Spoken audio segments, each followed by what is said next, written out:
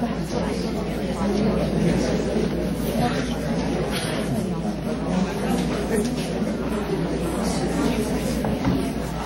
evening. I'm Joan Bailey, Vice President for Mission and Identity.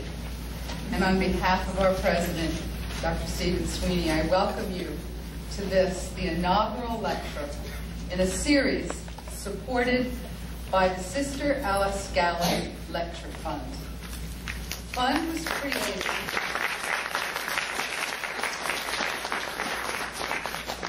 was created by family and her friends to honor her 60th Jubilee as an Ursuline. A noted historian, Sister Alice has spent her life living and breathing Catholic higher education as a student, faculty member in the administration of the College of New Rochelle. She also served for over a decade as the executive director of the Association of Catholic Colleges and Universities. She's now our scholar in residence at the College of New Rochelle. She's written and spoken widely and wisely on American Catholic higher education.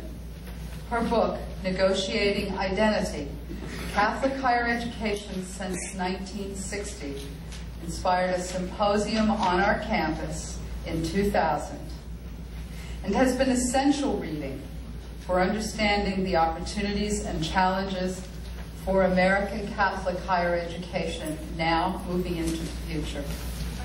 In short, honoring this woman of faith in action is very appropriately done by tonight's lecture, which celebrates the life of Dorothy Day, a candidate for canonization and one of the most extraordinary and influential Catholics in the 20th century.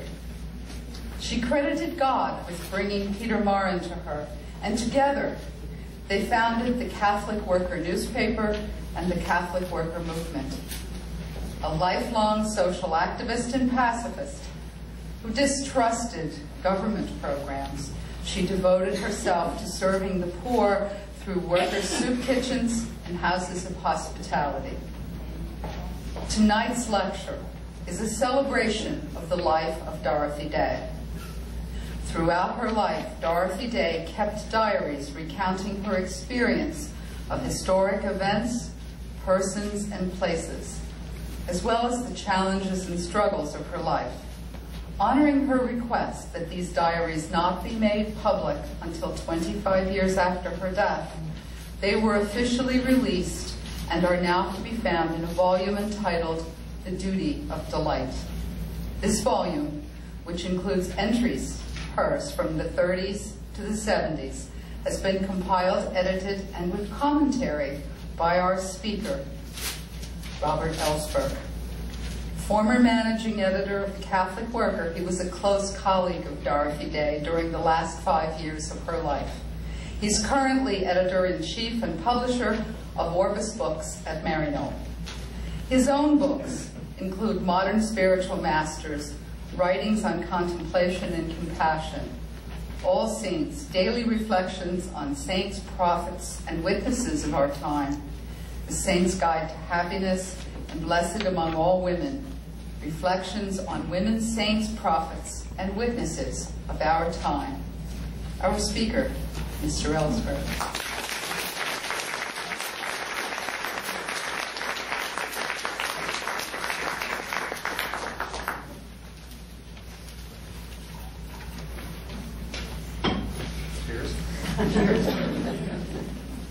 I'm very glad to be here. I hope you can all hear me. I know I'm honored to be the inaugural lecture in a series named for in honor of Sister Alice Gallin, and I know that Dorothy would be very humbled as a college dropout to be honored in such a lectureship. But she had such respect for learning. It's one of the reasons that she always refused honorary degrees in her later life, because she said she had too much respect for holy wisdom personified here. So thank you very much for inviting me. I'm very glad to be here. Over 75 years ago, on May 1st, 1933, at a communist rally in Union Square in New York City, Dorothy Day and a small troop of followers distributed the first issue of the Catholic Worker newspaper. She described its purpose in her first editorial, which was written along with the rest of the paper on her kitchen table. For those who are sitting on park benches in the warm spring sunlight, for those who are huddling in shelters trying to escape the rain, for those who are walking the streets in the all but futile search for work, for those who think that there's no hope for the future, no recognition of their plight, this little paper is addressed. It is printed to call their attention to the fact that the Catholic Church has a social program, to let them know that there are men and women of God who are working not only for their spiritual but for their material welfare. She had sought no permission or authorization from the hierarchy before launching this paper. She had no clerical advisor or board of directors. She herself was a convert of only 6 years, an unwed single mother with fairly limited Catholic contacts and no theological education beyond her reading of the lives of the saints. And yet in the midst of the Depression, she perceived the need for a new Catholic voice, one that would relate the gospel to the plight of the poor and the struggle for social justice. And she undertook on her own initiative to provide that voice. By the time of her death, nearly 50 years later, Dorothy Day was widely regarded as the radical conscience of the American Catholic Church, but it was not always so. For most of her life, she was a fairly marginal figure, far outside the mainstream, operating without any official support or recognition from the church hierarchy, unfamiliar to most readers of the Catholic press. As a convert to Catholicism, she remained quite traditional in her religious practice. She attended Mass each day. As a Benedictine oblate, she prayed from a breviary. She was never without her rosary. Steeped in the lives of the saints, her everyday speech and writing were filled with references to figures like St. Augustine, Teresa of Avila, and Francis of Assisi. And yet there was something quite different about her, different from almost anyone who came before, because she consciously combined her traditional faith with a radical approach to social and political issues. I should say her speech was also filled with references to figures like Joe Hill and Sacco and Vanzetti and Peter Kropotkin. This was a conjunction of attitudes that didn't really exist before Dorothy Day came along. Together with other radicals, she marched in demonstrations, walked on picket lines, and was regularly arrested for acts of civil disobedience, the last time when she was 75. Like many of the saints she revered, she spent her life in active service to the poor. But she didn't stop with charity and works of mercy. She joined the practice of charity with a passion for social justice. She believed it was not enough to feed the poor, but we must expose and resist those structures and institutional forces that give rise to poverty and the need for charity. I wonder what Glenn Beck would have to say about that. At the same time, she was different from the type of radical who specializes merely in denouncing the world as it is. Like a true prophet, she combined denunciation of the world's injustice with enunciation of a new order, forgiveness, a world of solidarity and compassion. She bore witness to the possibility of that world in her daily living. She believed the modern world was in need of a new kind of saint, one who could combine the dimensions of body and spirit, the historical and the transcendent, the political and the mystical, this world and the next. We couldn't get to heaven, she thought, by worrying about our own souls. God would always ask us, what about the others? What about the poor, the oppressed, the victims of injustice? The Catholic Worker was the name of her newspaper, which sells today as it did 75 years ago for a penny a copy. The Catholic Worker is also the name of a lay Catholic movement that has attempted to show how the radical gospel commandment of love could be lived. G.K. Chesterton once said that Christianity has not been tried and failed. It's been found difficult and not tried. Dorothy Day was someone who set out to disprove that statement. No one, having met her, could claim that Christianity has not been tried. As a result, some people called her a communist. Such criticism didn't really bother her very much. She liked to say that it was the complacency of Christians in her youth that had made her love the communists. And it was the communists, in turn, with their love of the poor, who had finally led her to Christ. For his part, J. Edgar Hoover, director of the FBI, said of her, "Dorothy Day is a very erratic and irresponsible person. She is engaged in activities which strongly suggest that she is consciously or unconsciously being used by communist groups. From past experience with her, it is obvious she maintains a very hostile and belligerent attitude toward the Bureau and makes every effort to castigate the FBI whenever she feels so inclined." I happened to read this to her. It was part of the FBI file on Catholic worker Dorothy Day that I obtained under the Freedom of Information Act. And when I read this to her, she was delighted. She said, "You make me sound like a mean old woman." On the other hand, many people also called her a saint. And that was another matter. When they call you a saint, she used to say, it means basically that you're not to be taken seriously. To be called a saint, she feared, was a way of being dismissed. Dorothy can do that, she's a saint. It implied that decisions that would have been difficult for other people must have come easily to her. Because no one knew as well as she how much she had paid for her vocation. "Neither revolutions nor faith is one without keen suffering," she said. "For me, Christ was not to be bought for 30 pieces of silver, but with my heart's blood. We buy not cheap in this market." And yet today the Church has initiated the cause for her canonization, and I've supported that cause precisely because I believe she embodied the type of holiness necessary for our time. A holiness that is not concerned with its own purity or perfection, but empties itself to confront the burning issues of our time: poverty, violence, the desecration of nature, the meaning of work, the yearning for freedom and peace. Well, tonight I'll share some reflections on Dorothy Day, beginning with her story, some aspects of her spirituality, and then concluding with some personal reflections about what she was like and what we have to learn from her witness. Dorothy Day was born in Brooklyn 113 years ago on November 8, 1897. In writing about her own life, she was reminded of a character in Dostoevsky who said, "All my life I have been haunted by God." That was true for her even in times when she seemed to be running in the opposite direction. Dorothy came to see the meaning of her story in light of the two great events in her life: her conversion to the Catholic Church when she was 29, and her meeting 5 years later with Peter Morin, with whom she founded the Catholic Worker. The French writer Simone Weil has written about what she calls the forms of the implicit love of God.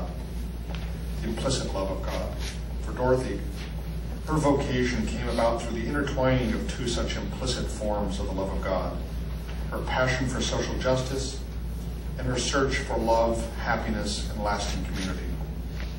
It was these that provided the essential shape of her religious vocation. She grew up in Chicago, where her father was a newspaperman, actually a sports writer.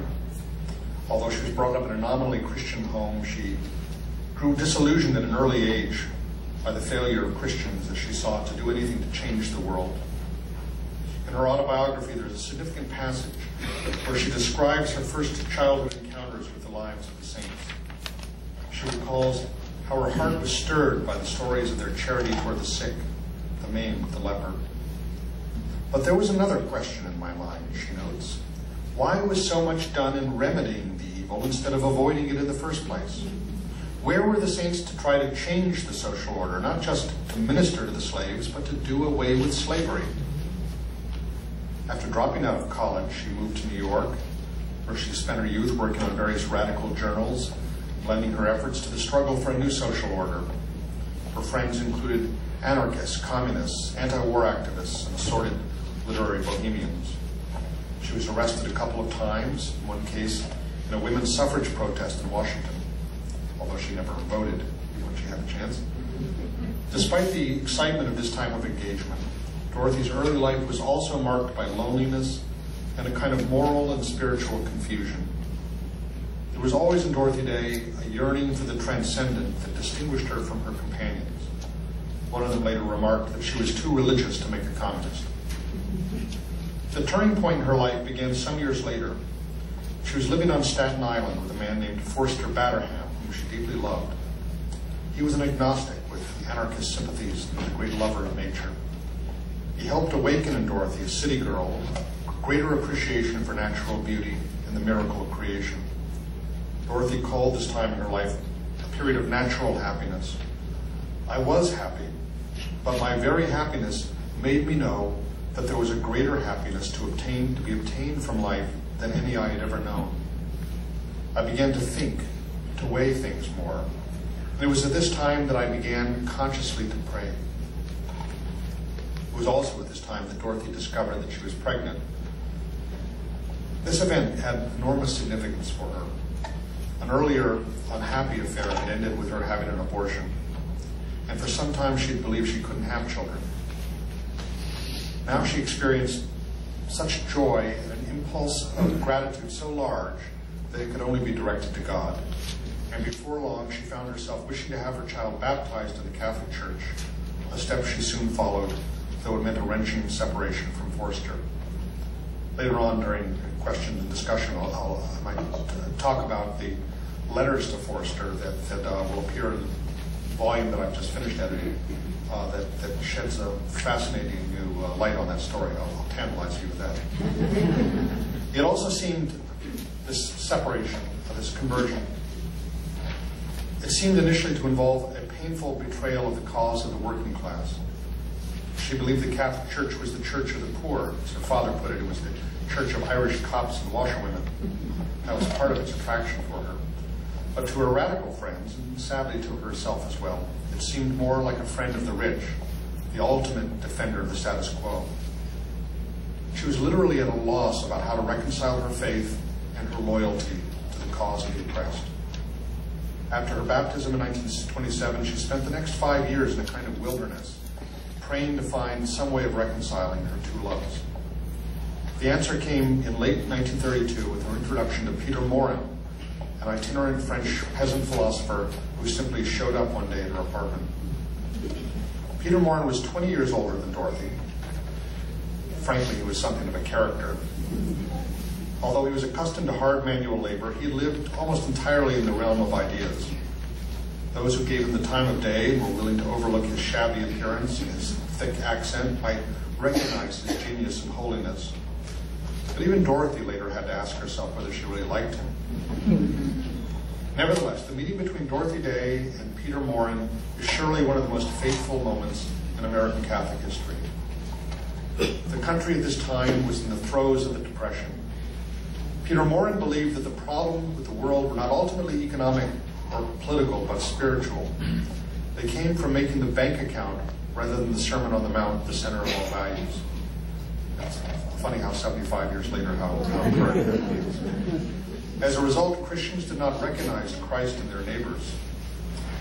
The Catholic Church, he believed, had a radical message, a message of dynamite, but most church authorities preferred to seal it up.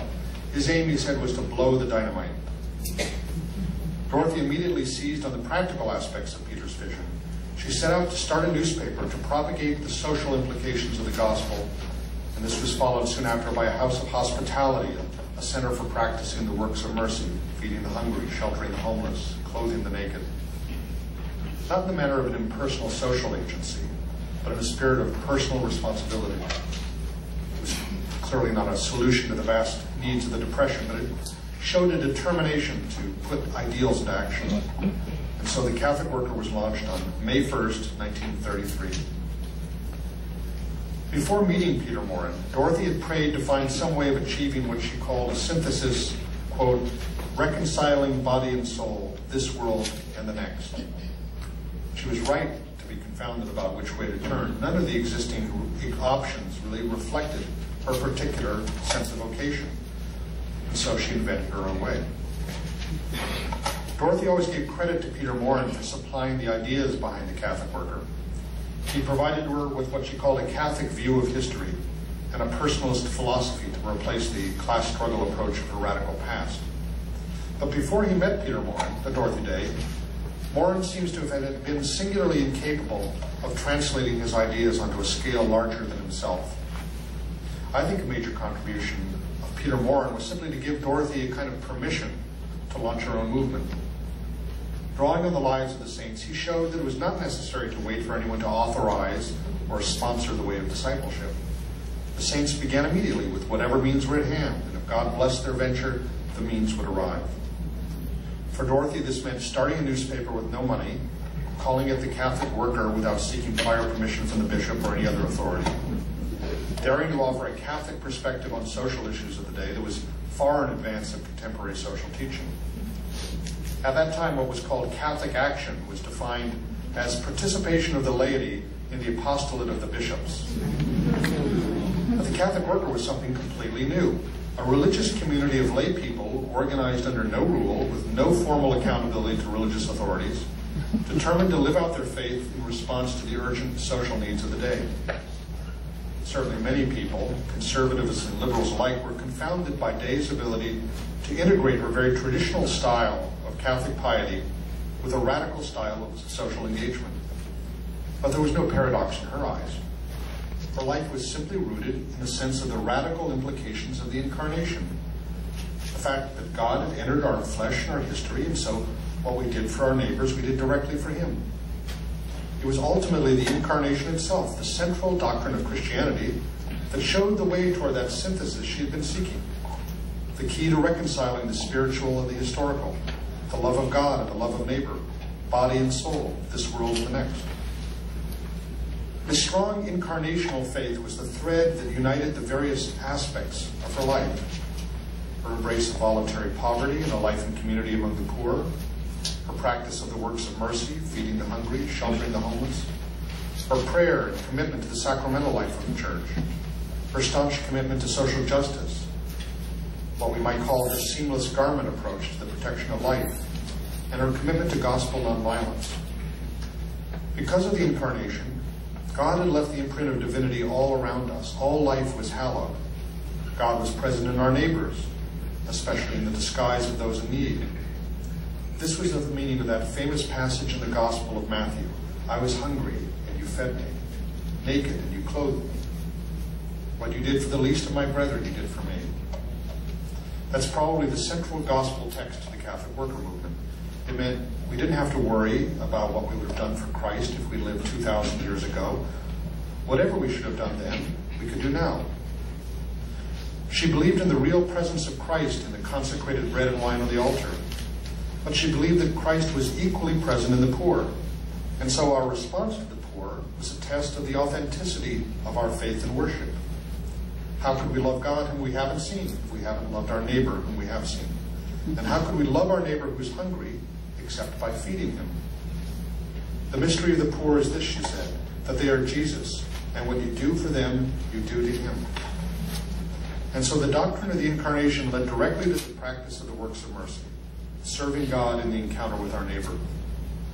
This incarnational or sacramental sense had concrete social implications, not just in her response to poverty, but in a more controversial way in her response to violence and war. Christ was present in the disguise of our neighbor. This was also true in his most terrible disguise, in the face of the one who was called our enemy.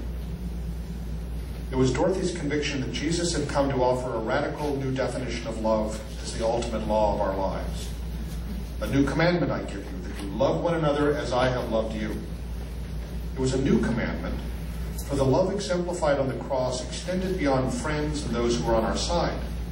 Jesus had left a definition of nonviolence not only in his words, but in the manner of his life.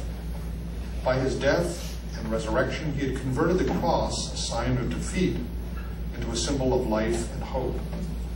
And he had come to substitute the cross for the sword or the bomb as an effective instrument of liberation and justice. Dorothy Day's pacifist convictions were first tested during the Spanish Civil War, a war that most Catholics tended to regard as a crusade in defense of the Church. Her response was grounded in the Gospels, the fact that when Christ himself was threatened with death, he told his disciples to put away their swords. This stance was enough to brand her as a marginal figure in the eyes of most American Catholics, and subscriptions to the Catholic Worker plummeted. The movement was more dramatically divided when she maintained her pacifist position throughout World War II. After Pearl Harbor, many of her closest supporters parted ways. Subscriptions dropped even further, and many houses closed. But even here, in the case of an apparently just cause, she rooted her stand in the gospel. If we can take liberties with Christ's relentless insistence on the way of love, How could we claim to base clear doctrine on any other of his hard teachings? The way of the gospel was true folly in the eyes of the world, but we were not told to love up to the point of reason, prudence, or personal safety, but to love unreasonably, foolishly, profligately, unto the cross, unto death. By the end of the war, in battling evil, the Allies thought nothing of devastating whole cities from the air. In Tokyo alone, 100,000 people were roasted by napalm. And finally, there was the dropping of the atomic bomb, a weapon that foreshadowed the possible destruction of all human life. In the era of nuclear weapons, she believed, the teaching of indiscriminate love had become a practical necessity, an imperative. To live under the canopy of such weapons without resisting, without protesting or raising an outcry was worthy to participate in the ultimate blasphemy. Over the years, the Catholic workers sponsored numerous protests against the dangers of nuclear war. For her own refusal to cooperate with New York City's compulsory civil defense drills, Dorothy served several jail terms. She did not expect great things to happen overnight. She knew the slow pace by which change and new life comes. It was in the phrases that she repeated often, by little and by little that we are saved. And yet she acted out of deep faith in the mystical bonds of cause and effect in which we are all connected. Any act of love might contribute to the balance of love in the world. Any suffering endured in love might ease the burden of others. We could only make use of the little things we possessed, the little faith, the little strength, the little courage. These were the loaves and fishes. We could only offer what we had and pray that God would make the increase. I met Dorothy Day 35 years ago in 1975. I had taken a leave of my own from college after my sophomore year and made my way down to the Catholic Worker, hoping to learn something directly about life apart from books. I had planned to stay only a few months, but I was pretty quickly hooked and ended up staying for 5 years, which turned out to be the last 5 years of Dorothy's life. Our first meeting took place in the dining room at St. Joseph's house, where Dorothy took pride in the occasions when she was mistaken for one of the homeless women on the Bowery. She dressed in clothes that were donated to the Catholic Worker, but there was no mistaking the authority she carried. To be honest, I was initially intimidated. Knowing the importance of first impressions, I had spent a lot of time preparing to ask just the right question. But when the moment came, all I could think of was to blurt out, "How do you reconcile Catholicism and anarchism?" She looked at me with a bemused expression and said, "It's never been a problem for me." I hadn't anticipated a follow-up question, and so I had to withdraw and contemplate the meaning of that for a while, wondering if her words contained some deeper Zen meaning. Over time, I realized that Dorothy didn't really take much interest in abstractions. She was actually a very social and approachable person who had little taste for solitude, really, and it wasn't hard to get to know her. She was a great storyteller. She could spin fascinating tales about the Catholic Worker, her comrades in the radical struggle, or poignant details from the life of Chekhov, Tolstoy, or St. Therese. She was, in turn, endlessly fascinated by other people's stories, where they came from, what books they liked, where they traveled. "What's your favorite novel by Dostoevsky?" was a typical conversation opener. Whether you answered the Brothers Karamazov or Crime and Punishment, she inevitably endorsed your selection. A few months after my arrival, Dorothy asked me to become the managing editor of the paper. She was, as she liked to say, in retirement, and the day-to-day management of the paper and the household were in the hands of those she called the young people. I certainly qualified as young. I was 20. I was not at that point a Catholic. My selection really had very little to do with any qualifications for the job, and much more with the fact that no one else really wanted it. But Dorothy liked some articles I'd written about Gandhi. She had faith in people, and she was able to make them feel her faith as well. She had an uncanny ability to discern and encourage people's hidden gifts and talents. Little could I imagine at the time that she was pointing me in the direction of my life's work and vocation. She was fastidious and cultivated in her tastes. She loved classical music, the opera, literature, flowers, beautiful things. You can imagine how the mortification of those interests and appreciations that she experienced living on the Bowery. I remember how she covered the walls of her room in Mary House with postcards, icons and paintings, but also pictures of nature, forests, ocean, and icebergs and things. One time when I was in jail, she sent me one of these postcards, which was an aerial photo of Cape Cod with the inscription on the back, "I hope this card refreshes you as it does not tantalize you."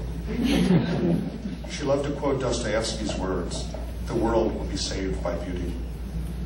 But for all the sadness and suffering around her, she always had an eye for the transcendent. There were always moments when it was possible to see beneath the surface. Just look at that tree, she would say, or it might be some act of kindness or an opera on the radio or some vines climbing the fire escape in the middle of a slum. Moments like that made her want to rejoice. I remember so many of her qualities, her courage, her humor, her boundless curiosity, her capacity for indignation, her fascination with detail, the personal in particular, over abstract concepts, her effervescent, girlish laughter. But if there's any quality I particularly associate with Dorothy, it was gratitude. It was such gratitude and happiness at the birth of her daughter that first turned her heart to God. No human creature could receive or contain so vast a flood of love and joy as I often felt after the birth of my child. With this came the need to worship, to adore. It was this gratefulness that led to her decision to have her child baptized and to follow by joining the Catholic Church, even though this entailed great personal sacrifice. Appropriately, the words on her gravestone are Deo gratias. But her gratefulness and love for the church did not remove her apprehension of its sins and failures. She constantly judged the church, in which she included herself, by the image of its founder, praying for forgiveness and a spirit of conversion. I spent the last several years editing Dorothy Day's personal papers, her letters and her diaries, published as The Duty of Delight, published a couple of years ago. The title is drawn from a line she found by the English critic John Ruskin, The Duty of Delight. It recurs throughout her diaries, so often as to become a kind of mantra, often after a recital of drudgery or disappointment. It served as a reminder to find God in all things, the sorrows of daily life and the moments of joy, both of which she experienced in abundance. In the annals of the saints, Dorothy's diaries offer something unusual, an opportunity to follow almost day by day the footsteps of a holy person. Through these writings, we can trace the movements of her spirit and her quest for God. We can see her praying for wisdom and courage in meeting the challenges of her day. But we also join her as she watches television, devours mystery novels, goes to the movies, plays with her grandchildren, listens to the opera. One of the things that struck me deeply was the realization of how much her life was structured by the discipline of prayer and the sacraments. Getting up each day at dawn to go to Mass, saying the office, praying the rosary, or reciting the Jesus prayer, fasting, pilgrimages, holy days, retreats, adoration, all the elements of traditional Catholic devotional life. But this was simply the formal structure. We see in these diaries the chronicle of a woman who literally offered up her daily life to God. She fit Cardinal Suhard's definition of a witness, a person whose life would not make sense except that God exists. While she was a witness or participant in many of the great social and ecclesial movements of her day, her diaries are a reminder that most of any life is occupied with ordinary activities and pursuits.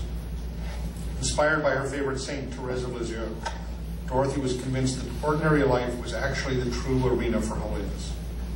Her spirituality was focused on the effort to practice forgiveness, charity, and patience with those closest at hand. Here the title, The Duty of Delight, really summarizes her approach to life. She believed that delight, like love, is a matter of discipline. It's one thing to feel delight when things are delightful. It's one thing to love people who are lovable. But the heart of the gospel is adding love, even when there is no love. Loving the person beside us, even if that person is disagreeable. If you will to love someone, if you will to see Christ in them, you can do it, she believed. That didn't mean it was any easier for Dorothy than for the rest of us, but it was the exercise of charity in these small ways that equipped her for the extraordinary and heroic action she performed on a wider stage. Like most holy people, she often fell short of her ideals. We know this because she herself calls attention to her faults, her impatience, her capacity for anger and self-righteousness. Thinking gloomily of the sins and shortcomings of others, she writes, it suddenly came to me to remember my own offenses, just as heinous as those of others. If I concern myself with my own sins and lament them, if I remember my own failures and lapses, I will not be resentful of others. This was most cheering and lifted the load of gloom from my mind. It makes one unhappy to judge people and happy to love them. I remember hearing the story of how someone once told Dorothy to hold her temper, and she responded, I hold more temper in 1 minute than you will in your entire life. In her diary, she writes, I have a hard enough job to curb the anger in my own heart, which I sometimes even wake up with, go to sleep with, a giant to strive with, an ugliness, a sorrow to me, a mighty struggle to love. As long as there is any resentment, bitterness, lack of love in my own heart, I am powerless. God must help me.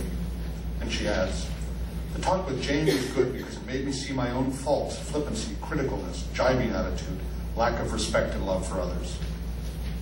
The diaries offer a frank and candid picture of the strain and stress of Catholic worker life, the overwhelming demands on her time and attention, the rebukes and resentments she faced from those in her own community, the demands of leadership. As she wrote, she found herself in the position of a dictator trying to legislate herself out of existence. I fail people daily, she wrote, God help me. When they come to me for aid and sympathy, there are too many of them, whichever way I turn. It's not that I can do anything. I must always disappoint them and arouse their bitterness, especially when it is material things they want. But I deny them the Christ in me when I do not show them tenderness, love. God forgive me and make up to them for it. Dorothy entitled the story of her conversion, The Long Loneliness. Despite her life in community, certainly loneliness remained a constant feature of her life. She writes on one hard occasion, I've had this completely hard, alone feeling, a time when the memory and understanding fail one completely and only the will remains, so that I feel hard and rigid and at the same time ready to sit like a soft fool and weep my eyes out. In response to the insecurity, the sorrows, the drudgery of life among the insulted and injured, she tried always to remember the duty of delight. I was thinking how as one gets older we are tempted to sadness, knowing life as it is here on earth, the suffering, the cross, and how we must overcome it daily, growing in love and the joy which goes with loving. And through her diaries we see her gradually slowing down, adjusting after a heart attack to the end of her restless travels. She had traveled the world. She had spent much of her life, it seems, on a constant bus trip from one end of the country to the other. First she was confined to the city, then to Mary House, and finally to her room on the second floor, where she spent much of her time gazing out the window at the life outside on East 3rd Street, which the Catholic worker shared with the Hells Angels. In her youth, she writes, she had received a great revelation that for anyone attuned to the life of the mind, the future held the promise of unending fascination. And now she could observe, no matter how old I get, no matter how feeble, short of breath, incapable of walking more than a few blocks, what with heart murmurs, heart failure, emphysema perhaps, arthritis in feet and knees, with all these symptoms of age and decrepitude, my heart can still leap for joy as I read, suddenly assent to some great truth enunciated by some great mind and heart. That intense interest in life continued as she took in the world around her and rummaged increasingly in the rag bag of memory. She had always been a compulsive writer, she said, ever since I was 8 years old when I wrote a serial story on a little pad of pink paper for my younger sister's entertainment. And writing was virtually the last thing to go. Toward the end, her newspaper columns reverted to short, breathless excerpts from her diary, just enough, she said, to let people know I am still alive. She kept writing until a few days before her death on November 29th, 1980. It's surprising when we look back on our life to see that the truly significant moments are relatively few. Often we don't recognize them at all, except perhaps in retrospect, when we look back over the paths that they illuminated. Dorothy Day died almost 30 years ago, and yet it seems like no time at all, so much as her memory dominated my life since then. It seems only yesterday we were sitting in her room in Mary House, sharing thoughts about Dostoevsky and Gandhi, listening to her stories about Eugene O'Neill and Jack Reed. She was soaked in memory.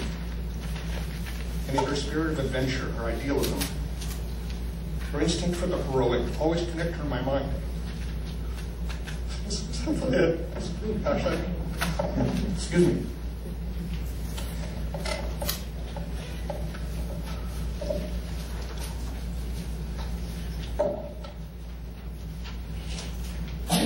Her instinct for the heroic always connected her in my mind with the spirit of youth. Though she grew old and bent with age, she never acquired the spirit of compromise or moral laxity that is a proverbial mark of growing up. Until the end, she was surrounded by young people. And they have continued large numbers to be drawn to her story, inspired to take up her mission. It's funny, I mean, dozens of talks I've given. I don't know what's struck me this evening. I apologize. When I met Dorothy Day many years ago, I didn't realize that this would be the crucial, turning point in my life.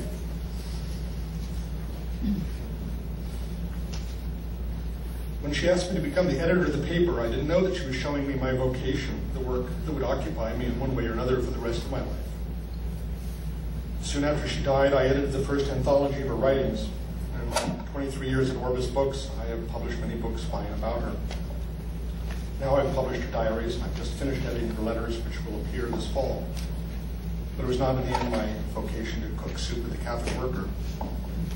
Evidently, it was my vocation to edit Dorothy's writings, to bear witness to her spirit. More than 10 years ago, I gave a talk on the centenary of Dorothy's birth. I used the occasion to lay out the cause for her canonization, highlighting what I saw as her primary gifts to the Church: her synthesis of charity and justice, her vindication of gospel nonviolence, her role in advancing the lay apostolate, and her explication of the social implications of the Incarnation. Now that cause has been endorsed by the Church, a long, laborious process that may result one day in her being officially named St. Dorothy. Whatever opinion Dorothy might have had of such a process, you can be sure that she would have objected to any effort to airbrush her faults and failings, to put her on a pedestal out of reach of the rest of us, to make her seem unapproachable, otherworldly, and mysterious. For me, the fundamental significance of this cause rests not in Dorothy's own example of holiness, but in the way she held up the vocation of holiness as the common calling for all Christians. She didn't believe holiness was just for a few, or for those dedicated to formal religious life. It was simply a matter of taking seriously the logic of our baptismal vows, to put off the old person and put on Christ, to grow constantly in our capacity for love through the exercise of mercy, compassion, and forgiveness. She lived out her own vocation in the Catholic worker movement. She set an example for all Christians, especially lay people, reminding us that the gospel is meant to be lived and challenging us to find our own unique way of living out and bearing witness to it in our daily lives. She was a great believer in what she called the sacrament of the present moment.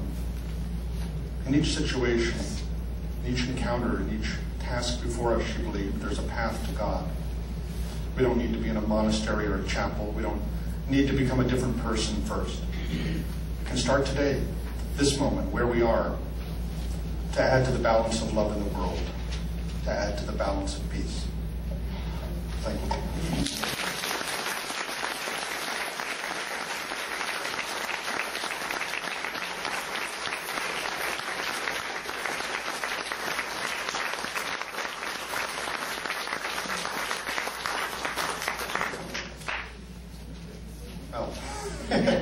That's a little more emotional for me. I don't know about the rest of you than I anticipated.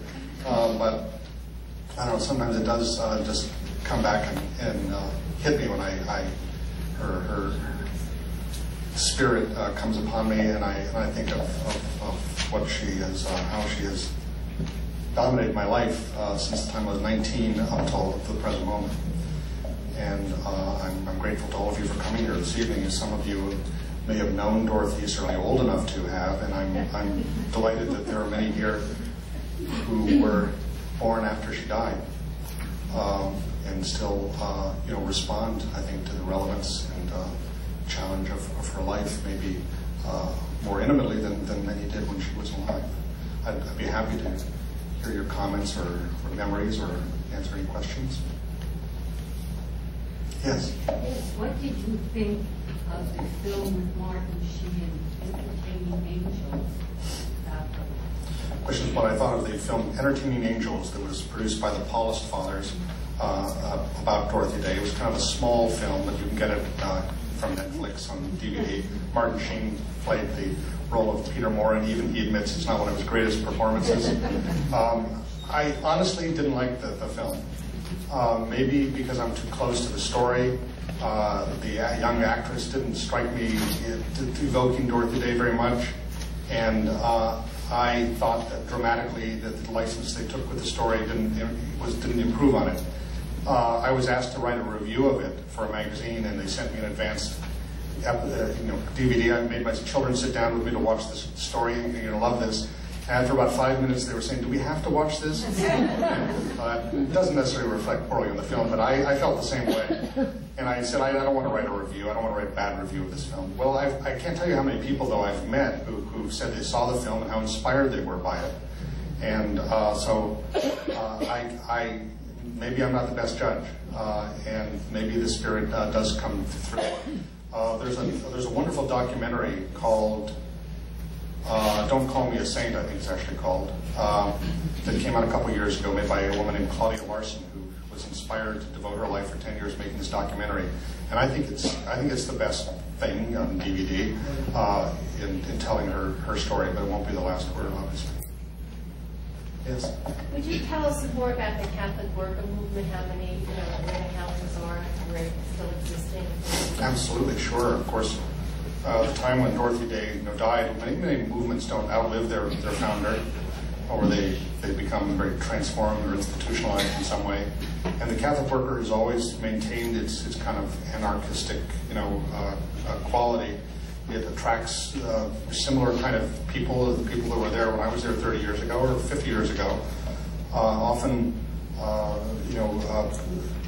when I was there were a lot of graduates of Catholic schools, some people who had been attracted by religious vocations, but ultimately felt that something drew them to this life among the poor as being, reflecting more what had drawn them to religious life. It's kind of chaotic, mystical body of Christ that you find in any Catholic worker house with they all have a kind of family resemblance, which is what happens when you sort of open your doors to everybody without any sort of rules or screening process for who's mentally fit or a candidate or something like that. There's often this kind of trademark sort of blend of deep gospel faith, kind of evangelical Catholic faith, with commitment to social justice and works of peace. I don't know the exact number now, but there's so many houses now that affiliate with the Catholic worker or call themselves Catholic worker houses because it's not a franchise, and anybody can call themselves a Catholic worker house pretty much. And some of them are very small, just a Christ room in someone's house, or a few people operate a soup kitchen or something. I mean, and then some of them are quite large. In New York City, there are 2 communities on the Lower East Side, East 1st Street and East 3rd Street, and a Catholic worker farm across the river in Marlborough. I think there are over 100 Catholic worker communities in the country, mostly in kind of Skid Row areas of cities, but also farming communes. Many of them publish newsletters or online, blogs or whatever. And the Catholic Worker still published 8-page tabloid paper there. It sells for a penny a copy or 25 cents a year.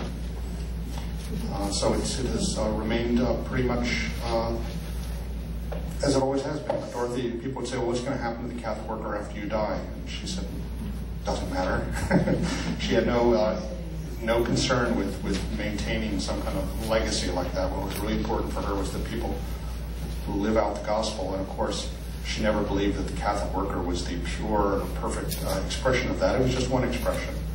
And she encouraged people to take that challenge, that message, and live it out in all kinds of ways as they do.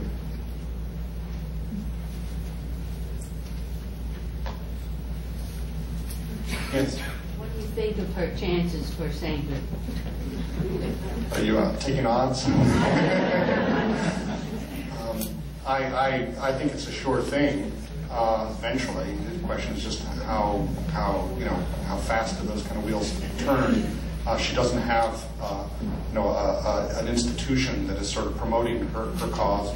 On the centenary of her birth in 1997, Cardinal O'Connor preached at the cathedral on her life, and he invited a group of people who knew her, and I was honored to be one of them, to meet with him several times to talk about her canonization. I thought at that time it was a sort of done deal, because he sort of said, well, he wanted to raise the question, why shouldn't she be a saint? Well, it turned out he really was trying to discern what to do about this. He had tremendous admiration for her. There were people who said she shouldn't be canonized because of something or other, her past, or he said that's no impediment. Her political views, he said that not a problem. He thought that the fact that she had an abortion, for instance, in her youth, was almost in her favor. He thought what an inspiring story that it shows. That he said if everybody could know, and people have the belief that maybe that the church condemns you to everlasting perdition or something like that. Anyone who's made such a choice, for her to show that there's nothing we can do in our lives that separates us from the love of God. And he said, I don't want it to be on my conscience that I interfered with something that God wanted done. He believed this was God's will. He submitted her cause to Rome, where it was accepted, so she's officially a servant of God, as if she needed that title. And it moves along at its glacial pace. The church has plenty of time, right, for some things. There's a Dorothy Day Guild sponsored by the Archdiocese, and you can look that up online if you'd like to support them. A lot of what they do is try to promote a knowledge of her life and invite people to pray to her. Of course, it takes a miracle but who's to say what a miracle is? And if the world doesn't blow itself up in 25 years, or we escape the dangers of global warming, or who knows what, I can't think of what would be a bigger miracle than that. But it's hard to get credit for things like that. So I have no doubt that it'll happen one of these days. The question is, some people, as Ken Woodward wrote a great book on saints, said that often the question is whether somebody's worthy of being canonized. And this question, in case a lot of people raise the question, well, is canonization worthy of Dorothy Day? Is that a way of institutionalizing her, trivializing her, making her into a holy card, and kind of airbrushing out her irascible personality, her prophetic positions on war and social injustice and capitalism and that sort of thing? From my point of view, I think that it's wonderful that the church should would recognize a model of holiness like that. You can't separate out the parts that are so quirky and challenging about her and just make her into a icon of some narrow definition of pro-life or something. She was much more than that.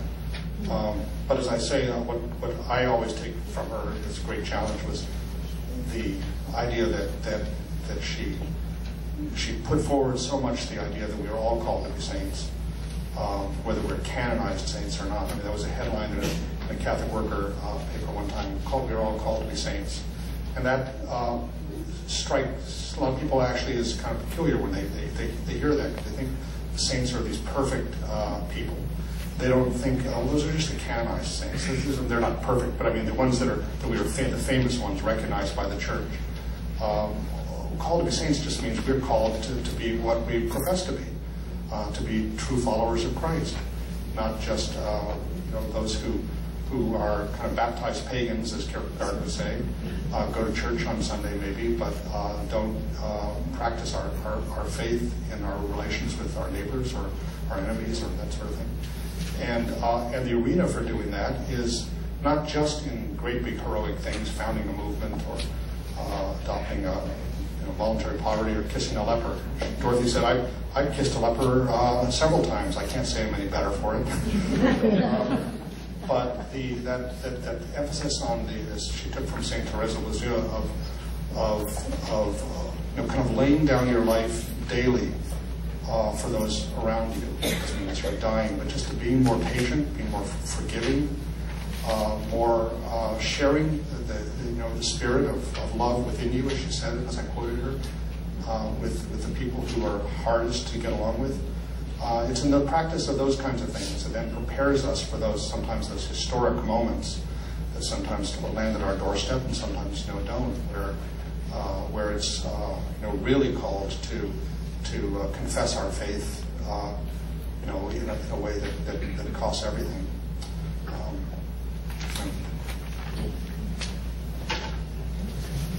One more question, but I want you all to know that there is an opportunity to have some conversation, coffee, tea in the Moody Center Lounge when we finished, and outside Mr. Ellsberg has some books which he's willing to sell and sign, and so we'll be outside in the lobby afterwards. Do you want to give me those? Yeah, sure.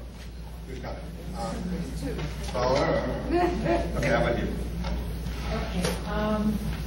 Was there any a process or a journey that's happened to you that's led you to discover your vocation that's tied to Dorothy Day's vocation? Well, I think I described that a little bit. I mean, when I was 20, she asked me to be editor of the Catholic Worker, and that was something I never imagined being an editor or writer before. It led to ultimately to my becoming a Catholic, and then going on to study theology and being invited to be editor of Orvis Books 23 years ago. The first thing I edited after her death was her selected writings, which is still in print. And it, not just, she never believed that everybody was meant to spend their life in the Catholic Worker. She often said that the worker was kind of school, where people could come to find their vocation. And for some of them, it might be in a religious order, or getting married, or becoming a nurse, or a teacher, or a lawyer, a farmer, peace activist, whatever. People would pass through. Some people had the vocation to remain in the Catholic Worker for life. She was very grateful for them, but part of her life meant learning how to say goodbye to people who left.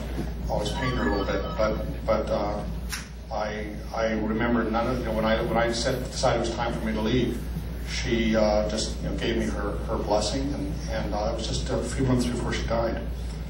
And I have thought very very much that all the work I do as an editor, and a publisher, has been in the spirit of the gospel that I first received and heard from her, and then the particular work that has meant editing her writings. I was approaching 25 years after her death. I knew that her personal writings were sealed until then. That turned out to be year 2005. I wrote to Marquette, to the archivist there, and I said, what plans do you have to publish her writings? And he wrote back and said, we haven't really given it any thought. And we only had 25 years to think about it. And I got a surprising letter then back saying, okay, we've decided to appoint you the editor. I wasn't fishing, for a job, but I was kind of overwhelmed, and yet it seemed like a kind of rightness to it. I mean, there are other people who could do it as well. I'm sure there are not a whole lot of people still around who, I was so young at the time, who knew her and could read her handwriting. And, so it seemed very much like a kind of continuation of that work. And there was first I had to transcribe thousands and thousands of pages of her diaries, which were boiled down in the published volume and then edited. But the volumes they sent me, they went up through 1979, a year before her death. And I said, what happened to her last? She must have had a last diary. And so, well, we never received that at the archives. And I asked various people, I thought maybe her daughter might have taken it or something. No one knew anything about it. So her secretary, who's now in his 90s himself, living in her bedroom, had gone through her bedroom many times, for personal papers and everything. Some, at this point, had the inspiration to look at her bedside table. There, undisturbed for 25 years, was this little red diary. And he had one of my son, he didn't want to put it in the mail. My son came and delivered it to me. And there I held this diary that was, of course, the last year when I had known her. And to see her little, scroll handwriting right up to, a few days before she died. I mean, nothing very significant in her observations then, just little notes. And but it did more than just bring the project full circle. It brought my life, kind of full circle in a way to just remembering that encounter there, my last encounter with her, and there was leaving that time in my life behind, but beginning of a journey leads me right here today. Thank you.